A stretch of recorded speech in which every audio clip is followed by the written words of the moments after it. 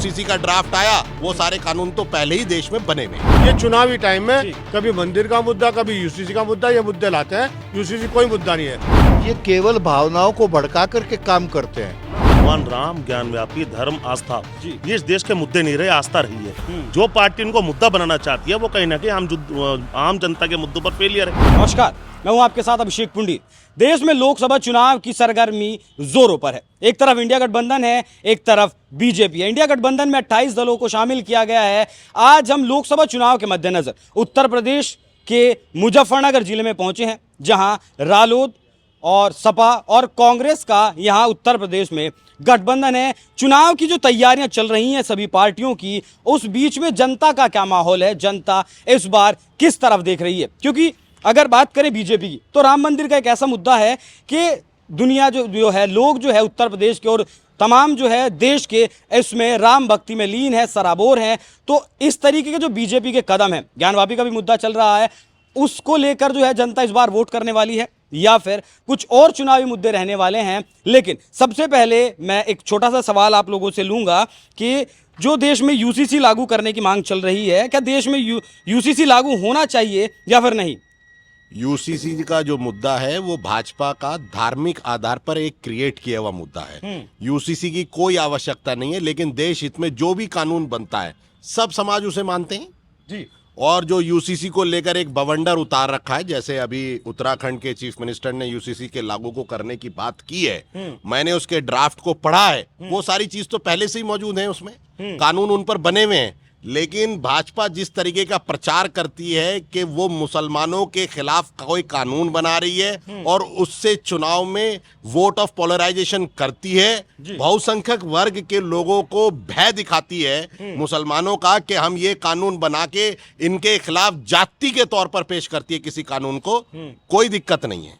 कहीं कोई दिक्कत उस कानून में जो यूसीसी का ड्राफ्ट आया वो सारे कानून तो पहले ही देश में बने हुए हैं। पहले ही कानून देश में बने हुए, यूसीसी की कोई ज़रूरत नहीं है इस देश में। लेकिन कल भी मैं शहर मुजफ्फरनगर में था, कुछ मुस्लिमों से मैंने बात की। उनका कहना था कि अगर यूसीसी देश में लागू होता है तो 90% शरीयत के कानून लागू हो जाएंगे और खासकर जो है मुसलमान जो विरोध एक तबका कर रहा है, तो इसमें कोई दिक्कत नहीं है। आप क्या मानते हैं कि यूसीसी लागू होना चाहिए या फिर नहीं? देखिए, यूसीसी यहाँ कोई मुद्दा नहीं है। यूसीसी के आड़ में या यूसीसी को ये आगे लाकर जब जब चुनावी माहौल आता है, चुनाव होता है, तभी ऐसे मुद्दों को उखाड़ कर अपने वोटों का लाभ लेने के लिए, एक मैसेज देने के लिए कि हम विशेष धर्म या विशेष जाति के लोगों के खिलाफ एक नया कानून ला रहे और बहुसंख्यक लोगों में उसका मैसेज देकर चुनावी लाभ लेने का मुद्दा है इनका। ये मुद्दे तो इस देश में, प्रदेश में विकास का है, रोजगार का है और आपस में भाईचारे का है और जो विदेश नीतियां हैं उनको लेकर है। चाइना हमारे ऊपर कभी चढ़ाई करो जाओ, उसके खिलाफ बोलते नहीं। जो असली मुद्दे हैं, रोजगार से किसानों की समस्या है, मजदूरों की समस्या है, व्यापारियों की समस्या है, उन समस्याओं से भागने के लिए ये चुनावी टाइम में कभी मंदिर का मुद्दा, कभी यूसीसी का मुद्दा, ये मुद्दे लाते हैं। यूसीसी कोई मुद्दा नहीं है। ये जो भारत का संविधान है, भारत में जो कानून है, उसे सभी धर्म, सभी जाति के लोग सहज स्वीकारते हैं, मानते हैं। सिर्फ ये उसको हवा देकर अपना चुनावी लाभ लेने का काम करते हैं। ठीक है। जो अभी राम मंदिर का मुद्दा इस वक्त देश में गरमाया हुआ है, लोगों का कहना है कि बीजेपी का जो है चुनावी स्टंट है और वोट लेने के लिए सब जो है किया जा रहा है। आप इस बात से कितने सहमत हैं? 100% सहमत हैं। भाजपा पार्टी भावनाओं को भड़का करके पोलराइजेशन का काम करती है। जो भाजपा पार्टी ने जो सत्ता में आने के लिए वादे जनता से किए थे, चाहे वो काले धन का हो, चाहे वो रोजगार का हो, चाहे किसान की आमदनी का हो, चाहे वो विकास का हो, एक मुद्दा तो छेड़ा ही नहीं। लेकिन बीजेपी तो ये भी कहेगी ना कि राम मंदिर का भी हमारा मुद्दा था। काले धन की कोई आज तक सूची जारी की इन्होंने? नोटबंदी की इन्होंने, कहा हम काला धन पकड़े, कोई 1 रुपया किसी का पकड़ा है इन्होंने? इनके पास सारा काला धन तो इन्हीं के पास है। ये क्यों नहीं लिस्ट आउट करते? 9 साल 10 साल केंद्र सरकार को हो लिए। ये केवल भावनाओं को भड़का करके काम करते हैं। ये इनका कहना है कि भावनाओं की लोगों की भड़का जी। ये जो इन्होंने भाजपा वालों ने आदरणीय अन्ना हजारे जी को रामलीला ग्राउंड पर बैठाया था लोकपाल विधेयक पास कराने के लिए। इन्होंने रात को संसद चलवाई। 10 साल हो गए, इन्होंने लोकपाल विधेयक का चर्चा भी नहीं की। केजरीवाल जी को भी 10 साल हो गए, उन्होंने भी लोकपाल का फिर जो है दोबारा से सवाल नहीं उठाया। लोकपाल ये केजरीवाल को काम कहाँ करने देते हैं? उसे काम कहाँ करने देते हैं? ये जो है सिवा पोलराइजेशन के ये जो मेन मुद्दे हैं उससे जनता को भटकाने का आऊंगा काम मैं आपके करते पास हैं। अगले सवाल के लिए। राम मंदिर का जो मुद्दा है, कितना जो है वोटों में ट्रांसफर होगा इस बार या नहीं होगा? मेरे अनुसार तो नहीं होगा, मतलब राम मंदिर के मुद्दे पर वोट नहीं मिलेंगे? नहीं ठीक। मिलेगा। काम के मुद्दे पर। जी, राम मंदिर के मुद्दे पर वोट मिलेंगे बीजेपी को या नहीं, या फिर जो है जो इंडिया अलायंस है उसे नुकसान है राम मंदिर का या नहीं? मेरी सख्त आपत्ति है आपके इस शब्द पे कि राम मंदिर का मुद्दा, भगवान राम हो, ज्ञानव्यापी हो, ये कभी इस देश के मुद्दे नहीं रहे। ये आस्था का विषय है, लोगों के दिलों में धर्म बसता है और लोग धर्म से संस्कार लेकर जीने का काम करते हैं। नहीं, क्योंकि विपक्षी पार्टियों का कहना है कि ये बीजेपी का प्रोग्राम था, जो प्राण प्रतिष्ठा हुई 22 तारीख में, वो बीजेपी का प्रोग्राम था, आरएसएस का प्रोग्राम था और ये पूरा प्योर पॉलिटिकल प्रोग्राम था। इसीलिए मैंने आपसे सवाल किया है। मैंने आपसे शुरू में कहा ना, भगवान राम, ज्ञानव्यापी, धर्म, आस्था, जी। ये इस देश के मुद्दे नहीं रहे, आस्था रही है। जो पार्टी इनको मुद्दा बनाना चाहती है वो कहीं ना कहीं आम जनता के मुद्दों पर फेलियर है, तो कहीं ना कहीं भगवान की आड़ लेके अपनी कमजोरियों को छुपाने का प्रयास कर रही है। आप लगातार यूसीसी के बारे में पूछ रहे। जी ये यूसीसी, यूनिफॉर्म सिविल कोड, जी आज के देश के अंदर रोटी, कपड़ा, मकान, सड़क सुरक्षा, बिजली, पानी, किसान, छात्र, नौजवान, कर्मचारी, मजदूर, इन तमाम मुद्दे जो सरकार की मुख्यतः जिम्मेदारियां हैं सर्विस प्रोवाइड करना देश की जनता को, जिन्होंने चुन के भेजा है, इन मुद्दों पे जब सरकार फेल हो जाती है तो इस तरह की जैसे बरसाती मेंढक निकलता है ना, इस तरह से इन चीजों को निकाल कर आती है और कहीं ना कहीं इन मुद्दों से ध्यान लोगों को हटा देना चाहती है। सिर्फ और सिर्फ लोगों का ध्यान मुख्य मुद्दों से, आम जनजीवन की जरूरतों से, आम विकास के मुद्दों से, इस सरकार के फैलाए हुए भ्रष्टाचार से, इन चीजों से ध्यान हटाने के लिए इस तरह की चीजें लाई जाती हैं। देखिए, ये तो बीजेपी का अक्सर से रहा है। 2014 में जीते, उसके बाद भी एंटी इनकम्बेंसी आई होगी, 2019 में जीते, तो इस बार 2024 का क्या रुझान है? अगर मैं सिर्फ उत्तर प्रदेश की बात करूं, जिस तरीके से कांग्रेस का गठबंधन है, आरएलडी का गठबंधन है और समाजवादी पार्टी का गठबंधन है, समाजवादी पार्टी यूपी में मुख्य विपक्षी पार्टी की भूमिका में है। देखिए, पहले तो मैं आपको बता दूं, 2019 में जितने मत प्रतिशत से भाजपा ने सरकार बनाई थी और जितना मत प्रतिशत, लगभग 68%, आई थिंक, लगभग थोड़ा बहुत ऊपर नीचे हो सकता है, जो भाजपा के खिलाफ पड़ा था, आज वो 68% एक साथ हो गया। गठबंधन का मतलब है वो 68% का एक साथ हो जाना और 32% वालों को हराना। उसमें से फिर मायावती का जो वोट शेयर है बसपा का, वो तो घट जाएगा। मैं बता दूं आपको, वो 2-3-4% से कोई फर्क नहीं पड़ता। मोर देन 50% में कितनी गिनती गिनोगे आप, ये देख लो। मायावती जी का कितना घटाओगे? 2%, 4%, 6%, 8%, मोर देन 50%। उनका तो कहना है कि पूरा दलित समाज जो है उन्हीं के साथ है। एक सवाल का तो जवाब दे दूं, फिर आप दूसरा कर लेना।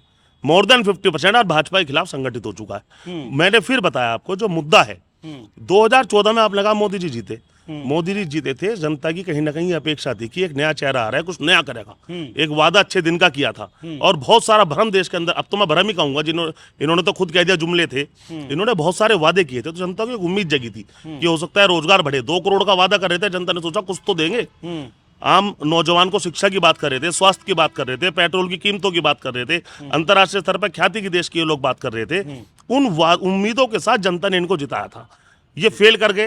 2019 में इन्होंने कहा 5 साल कम रह गए और 5 साल दे दो, जनता ने फिर 5 साल दे दिए। इन पे भरोसा किया और इन्होंने जनता को लगातार ठगने का काम किया। अब 10 साल जब जनता का भरोसा टूट गया तो 2024 का माहौल आप खुद बता दीजिए। देश के अंदर जनता जनार्दन है, लोकतंत्र में वोट की गिनती होती है, सिरों की कीमत है, तो कहीं ना कहीं जनता ठगी हुई है, तो निश्चित इन्हें जवाब तो देगी। चलिए, एक सवाल मैं इसी से लूंगा। कल मैं यही मुजफ्फरनगर में राकेश टिकैत जी का इंटरव्यू कर रहा था, तो उनसे भी मैंने ये सवाल किया, तो राकेश टिकैत जी का कहना था कि इस बार 2024 के लोकसभा चुनाव में यूपी से 67 सीटें जीतकर जो है बीजेपी जाएगी।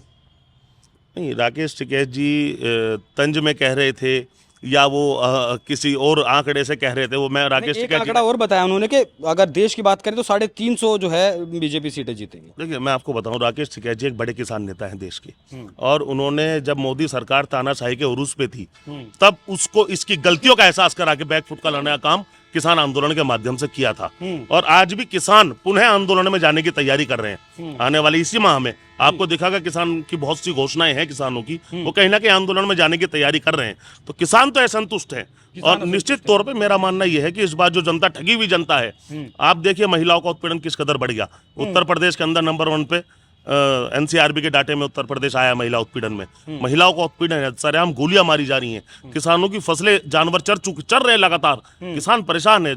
1090 की जो महिलाएं हैं वो थोड़ी सी तनख्वाह बढ़ाने के लिए एक आंदोलन, अपना प्रोटेस्ट कर रही थी, किस कदर उन पे लाठियां बरसाई गई। आज आंदोलन नहीं करने दिया, आंदोलन खत्म कर दिया, मजदूरों के अधिकार खत्म कर दिए। तो बहुत सारे मुद्दे हैं बोलने के लिए।